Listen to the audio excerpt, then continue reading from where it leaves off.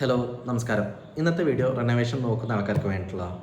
വേറെ ഒന്നുമില്ല, റിനോവേഷൻ എങ്ങനെ അപ്രോച്ച് ചെയ്യാം ഇതിനെക്കുറിച്ചൊരു ബേസിക് ആയിട്ടുള്ളൊരു 3 സ്റ്റെപ്സ് ഞാൻ പറയാം. അതേപോലെ നമ്മളാണെങ്കിലും ഇതേ സ്റ്റെപ്സാണ് ഫോളോ ചെയ്യാറുള്ളത്.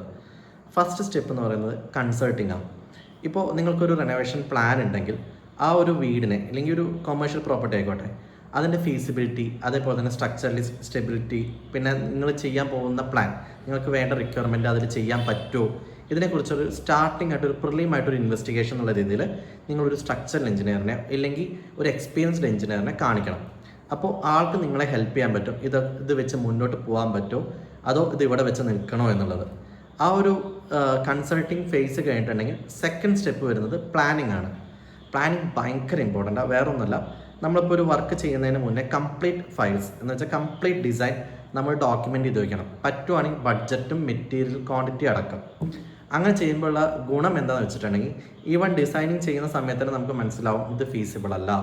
സോ നമ്മൾ ആ ഒരു വലിയൊരു ലംസം എമൗണ്ട് മുടക്കിയതിന് ശേഷം ഡിസപ്പോയിൻമെൻ്റ് ആവുന്നതിന് പകരം ആ ഒരു ഡിസൈനിങ് മൊമെൻറ്റിൽ തന്നെ നമുക്കത് മനസ്സിലാവും.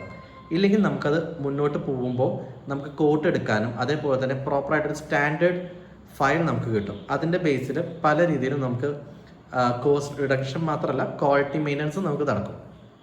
ഓക്കെ, തേർഡ് സ്റ്റെപ്പ് എന്ന് പറയുന്നത് കോൺട്രാക്റ്റിംഗ് ആണ്. നല്ലൊരു കോൺട്രാക്ടറെ ഇല്ലെങ്കിൽ നല്ലൊരു ടീമിനെ ഏൽപ്പിക്കുക എന്നുള്ളതാണ്. ആ ടീമിനെ ഏൽപ്പിക്കുന്ന സമയത്ത് നമുക്ക് ഈ ഡിസൈനിങ് വെച്ചിട്ട് കോട്ട് എടുക്കാം. കൂടാതെ അവിടെ വെയർ അബൌട്ട്സും പിന്നെ മുന്നേ ചെയ്ത വർക്ക്സും ക്രോസ് ചെക്ക് ചെയ്തിട്ട് വർക്ക് അവരെ ഏൽപ്പിക്കാം. പിന്നെ ഇതിൻ്റെ ഇടയിലൊരു സ്റ്റെപ്പ് എന്ന് പറയുന്നത് വേണമെങ്കിൽ ക്രോസ് വെരിഫൈ ചെയ്യാൻ വേണ്ടി ഒരു അനദർ എഞ്ചിനീയറിനെ വെച്ച് ഇതൊന്ന് ഇടയ്ക്ക് ക്രോസ് വെരിഫൈ ചെയ്യുകയാണെങ്കിൽ കുറച്ചുകൂടി ബെറ്റർ ആയിരിക്കും. ഇത് നിങ്ങൾക്ക് ഇഷ്ടപ്പെട്ടു, ഇതേപോലെ തന്നെ നിങ്ങൾക്ക് മനസ്സിലായെന്ന് വിചാരിക്കണം. കൂടുതൽ വീഡിയോസ് അപ്ലോഡ് ചെയ്യാം. താങ്ക്